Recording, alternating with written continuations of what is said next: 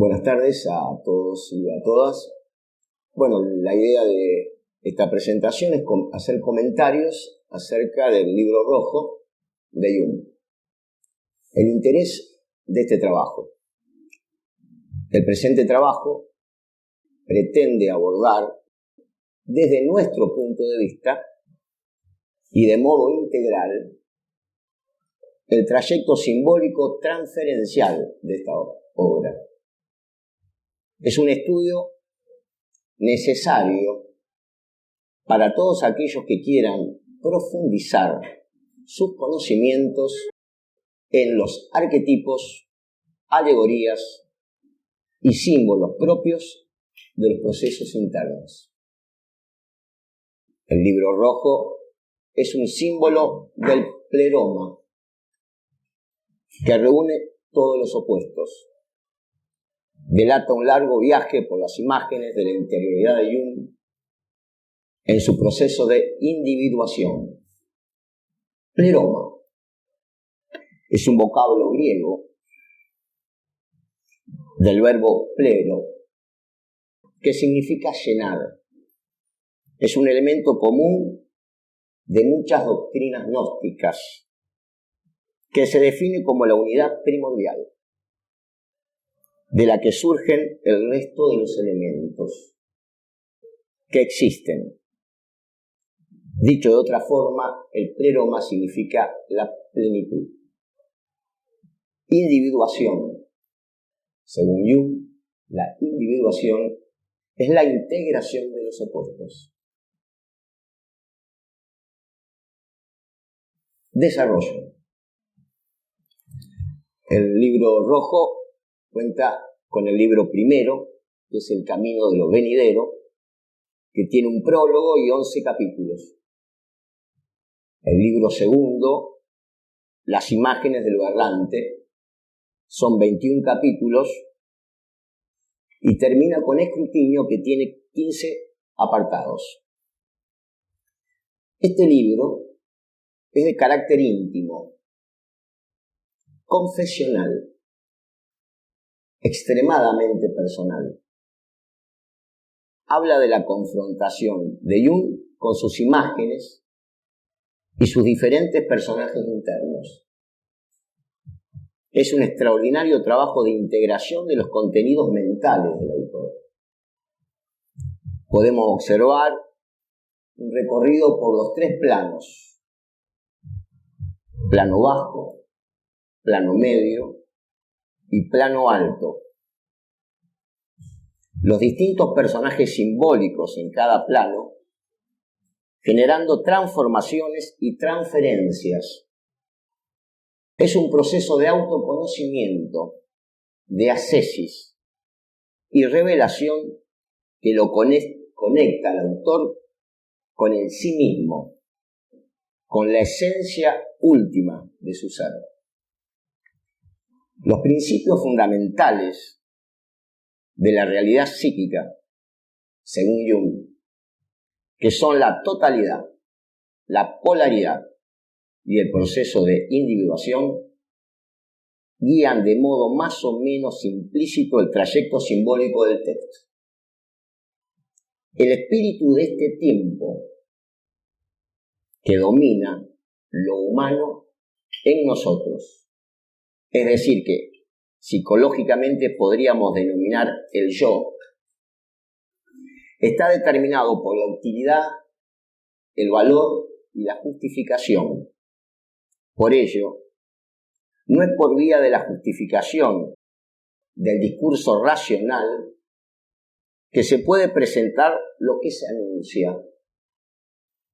Para decirlo en términos no empleados por el Liber Novus, no es un logos el que puede dar cuenta del mensaje, sino un mito. Pues este último no es un discurso que se impone arbitrariamente, sino una palabra que orienta nuestra mirada más allá de las palabras. En el año 1913, Jung comenzó a realizar un experimento consigo mismo que duró hasta el año 1930.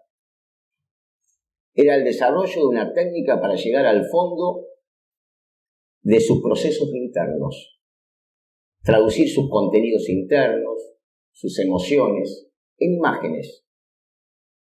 Denominó este método imaginación activa. Con toda esa materia prima, completó sus reflexiones y finalmente, junto con ilustraciones, encuadernó un libro rojo que denominó Liber Novus. El libro rojo constituye un tramo fundamental del mito de Jung, es decir, de su propia historia verdadera y simbólica, que expresa y orienta su vida personal a la luz de la dimensión arquetípica.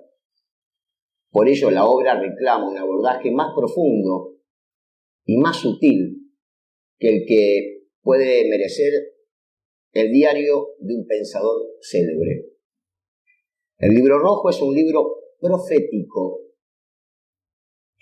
pero no en el sentido banal de una mera anticipación de hechos futuros, sino entendido como una advertencia acerca de que la condición profética de todo hombre co-creador de aquello que se gesta en su interior, es decir, la propia vida individual y el destino de toda una época. Jung dice: he aprendido que además del espíritu de este tiempo, aún está en obra otro espíritu que domina lo profundo de todo lo presente. El espíritu de este tiempo solo quiere oír acerca de la utilidad y el valor, pero no reparé en que el espíritu de la profundidad posee desde antaño y en todo el futuro más poder que el espíritu de este tiempo que cambia con las generaciones. El espíritu de la profundidad tomó mi entendimiento y todos mis conocimientos y lo puso al servicio de lo inexplicable y de lo contrario al sentido. Me robó el habla y la escritura para todo lo que no estuviese al servicio de la fusión mutua del sentido y el contrasentido, que da como resultado el suprasentido.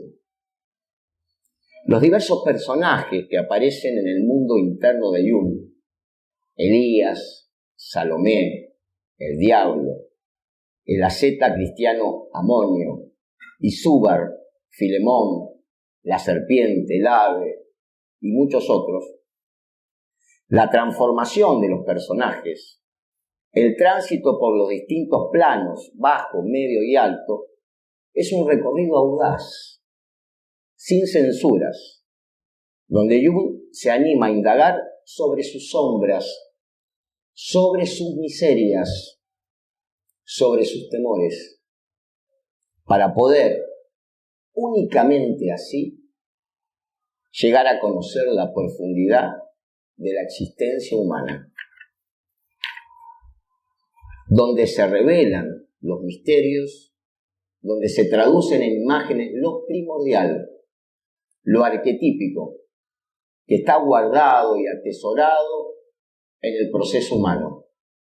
Este encuentro con el sí mismo puede ser aterrador, desolador por momentos, pero siempre fundamental para llegar a la construcción definitiva de lo que él denomina el autor como el espíritu de la profundidad, el Dios de lo venidero.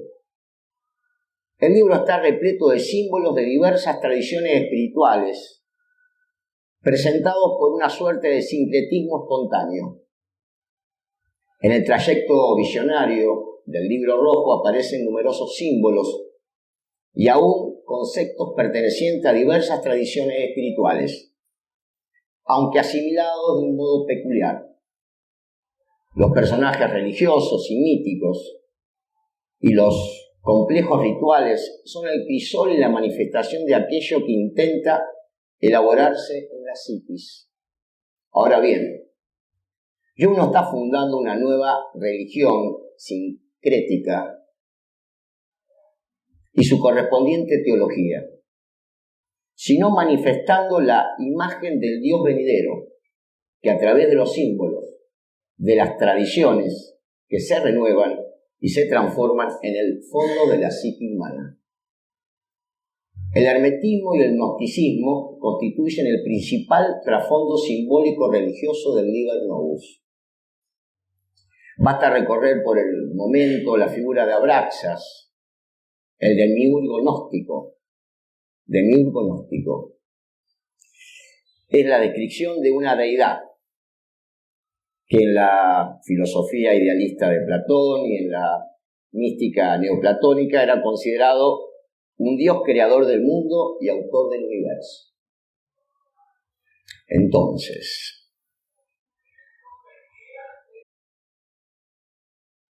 basta reconocer por el momento que la figura de Abraxas, el demiurgo gnóstico, que es resignificado como una divinidad superior que contiene los opuestos, el bien y el mal, y precede tanto a Dios como al diablo. El libro se presenta de algún modo como un libro profético y la profecía es, en última instancia, el anuncio de la voz de la profundidad. Las tres profecías que contiene el libro son la guerra, la magia y la religión. Por la guerra se descubre la sombra, la propia sombra. Por la magia se desarrolla un saber capaz de sostener la paradoja de los opuestos. Y por la religión se avisora una unificación, la religión de una no dualidad, en la imagen única e irrepetible que cada uno puede recrear del Dios de lo venidero. El prólogo contiene una concepción central de todo el libro. El Dios de lo venidero, ese Dios que concilia y tensiona todos los opuestos y que ha de nacer en cada hombre. Jung se presenta como una suerte de debate que recuerda que su mensaje proviene del espíritu de la profundidad y no del espíritu de este tiempo. Así expresamente renuncia a escribir un discurso científico atado al paradigma de nuestro tiempo, pues hacerlo implicaría renunciar al mismo mensaje. Es necesario recurrir a la voz insondable del espíritu de la profundidad, pues es él el que guarda en su seno el secreto transformador. Obsérvese que a diferencia de supuestas y vacuas revelaciones tipo New Age, en este caso el espíritu de la profundidad irrumpe, invitando a una transformación que haga posible acceder a esa revelación. En otras palabras, una revelación consiste precisamente en ser transformado por un mensaje y en recibir la instrucción para dar lugar a esa revelación, y no en la recepción pasiva de un mensaje, sea este complaciente o aterrador. El espíritu de este tiempo está encerrado en lo útil, lo pragmático, en la justificación racional. La voz del espíritu de la profundidad, en cambio, irrumpe, anunciando la imagen del Dios venidero, no como un Dios externo, sino como aquello que se descubre y se realiza en la profundidad de la mente humana. La novedad del Libro Rojo consiste en el surgimiento de un Dios nuevo, cuyo advenimiento comienza a gestarse cuando pueden verse los acontecimientos externos desde el interior. Porque quien mira desde el interior sabe que todo es nuevo. El Liber Novus reclama una comprensión de sí y ninguna interpretación prestada reemplaza la labor solitaria a la que el texto invita. El Liber Novus no solo admite, sino que en algún sentido parece reclamar una primera lectura ingenua, pues recrea esa historia fundamental que, aunque no seamos conscientes, nuestra propia alma intenta contar. En palabras del propio Jung, esa historia comenzó así.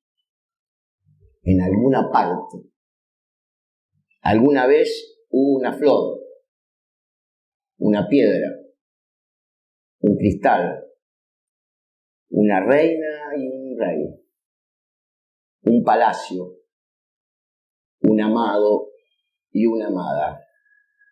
Hace mucho, sobre el mar, en una isla, hace 5000 años. Es el amor, es la flor mística del alma, es el centro, es el sí mismo.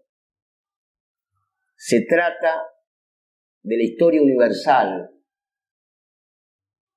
de la realización de la boda mística, de la unión de los opuestos, que exige ser contada con la propia vida, de un modo único e irrepetible.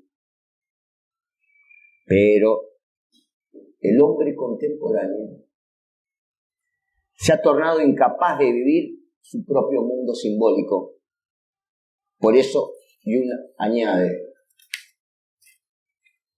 nadie entenderá esto, solo algunos poetas, solo ellos comprenderán. ¿Cómo abordar un texto que afirma lo siguiente?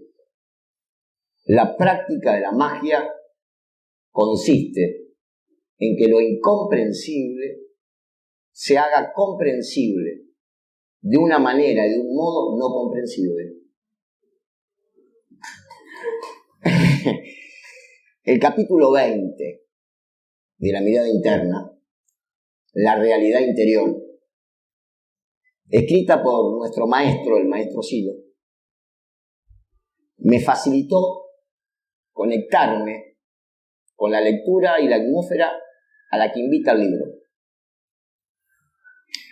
y desde donde podemos analizar sus personajes y su riqueza alegórica. La realidad interior. Repara en mis consideraciones.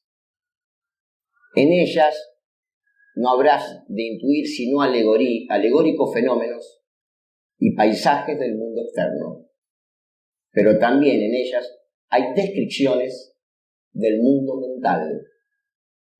Tampoco debes creer que los lugares por donde pasas en tu andar tengan algún tipo de existencia independiente. Semejante confusión hizo a menudo oscurecer profundas enseñanzas.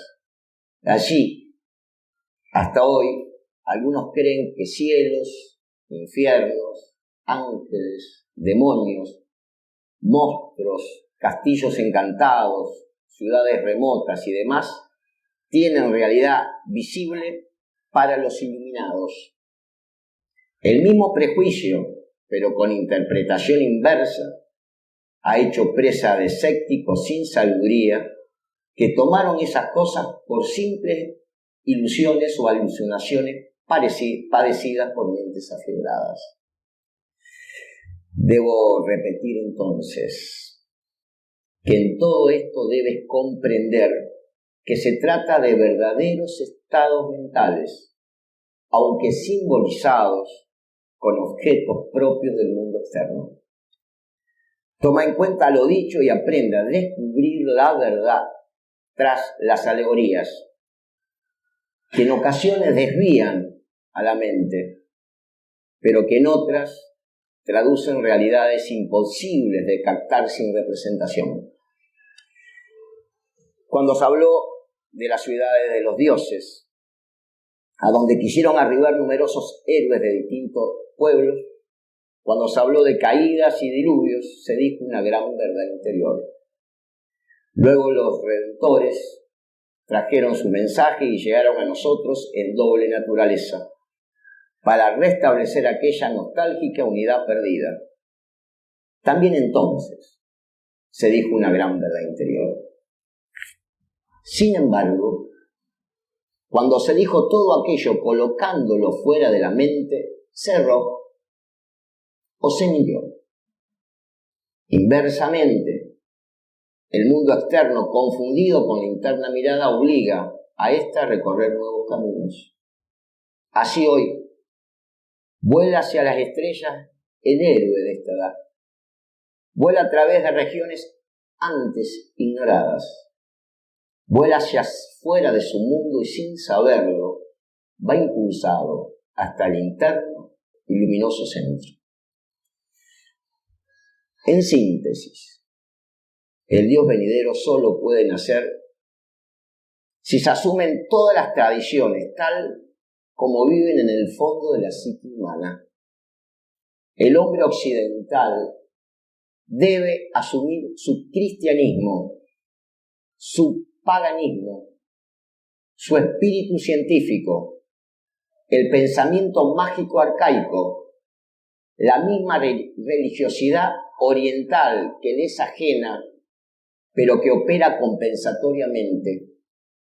Asimismo debe reconocer que las nuevas profecías del Fausto y de Zaratustra y la consecuente muerte de Dios forman parte de nuestro fondo anímico y que requieren de nuestro reconocimiento. Sin duda, un lugar peculiar merece el hermetismo y el gnosticismo, que constituyen el trasfondo principal simbólico del Liber Novus.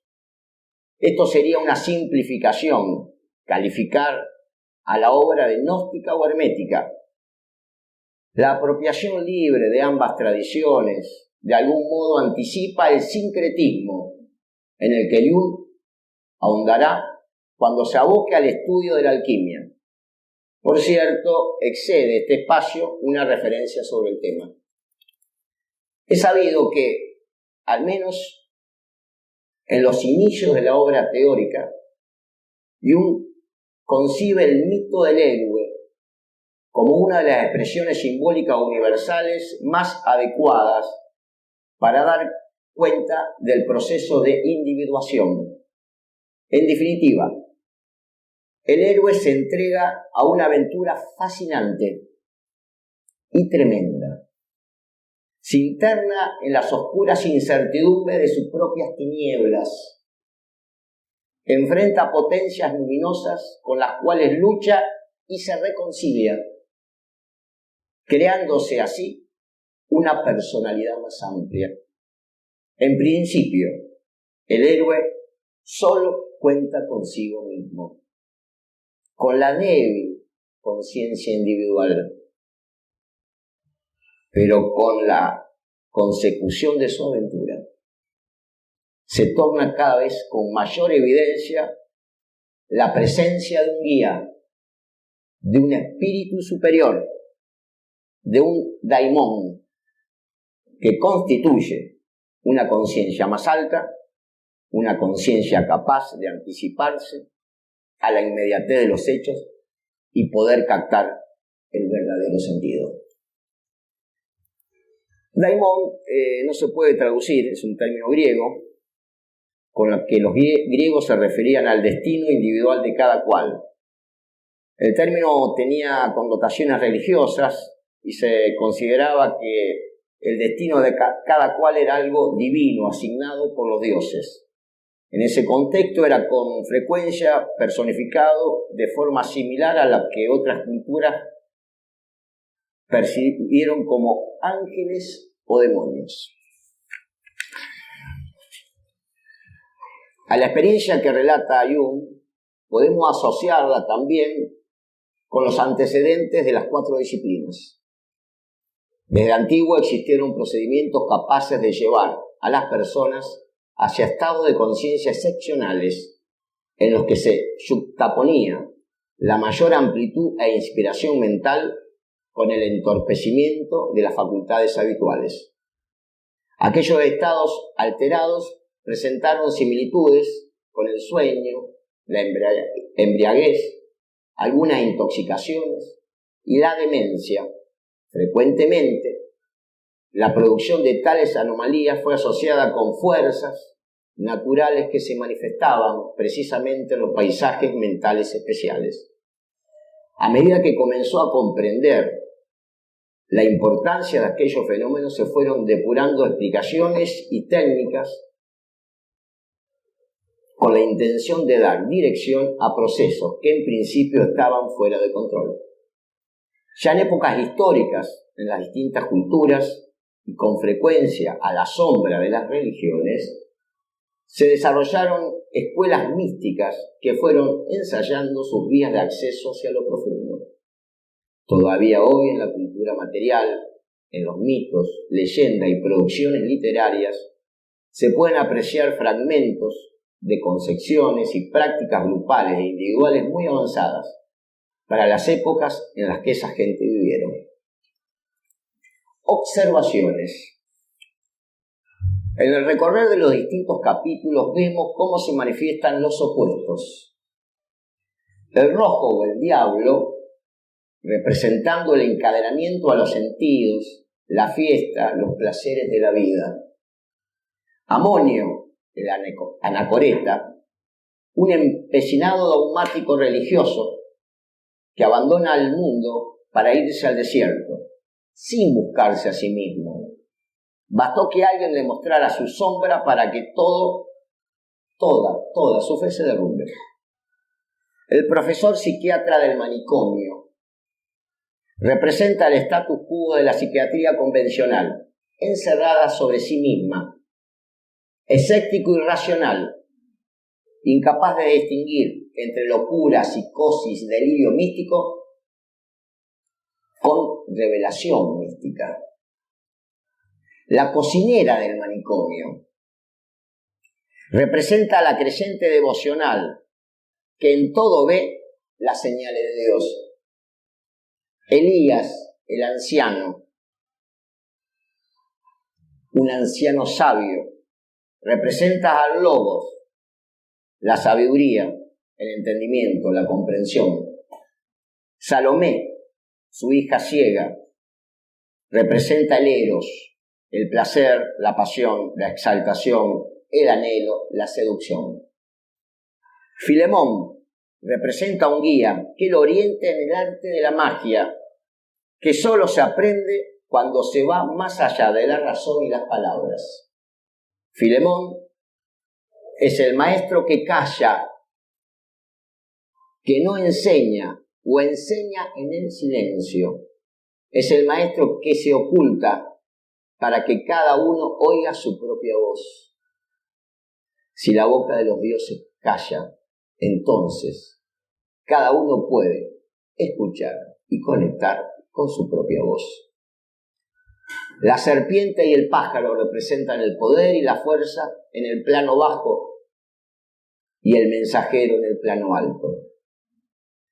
En todo el recorrido de la obra vemos el intento de conciliar con los opuestos, de ir al encuentro con la propia sombra, de poner luz en ella, en su reconocimiento, para poder encontrarse, reconocerse en su propia construcción espiritual, en la creación del Dios de lo venidero.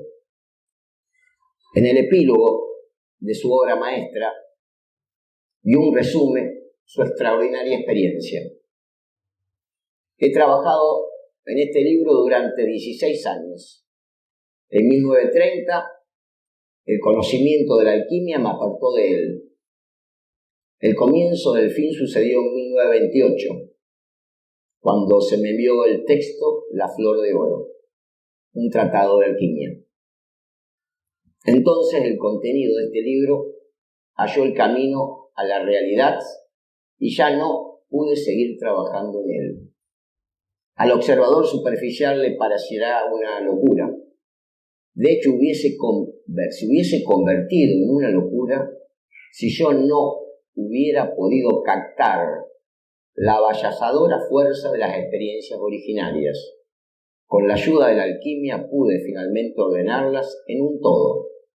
Siempre supe que aquellas experiencias contenían algo precioso, es decir, algo muy valioso. Conclusiones finales. El libro rojo es una verdadera obra de arte, que como bien dice Bernardo Dante en su libro Claves para la comprensión de una obra inexplicable, es de imposible explicación. No se entiende desde la razón, sino desde una predisposición a conectar con un mundo mental que traduce las imágenes primordiales, los arquetipos, donde se manifiestan los mitos y toda la rica historia del devenir humano. Con esa materia prima, Jung realiza su proceso de individuación, de reconciliación, que lo lleva a develar los secretos de lo sagrado. Nada más, muchas gracias.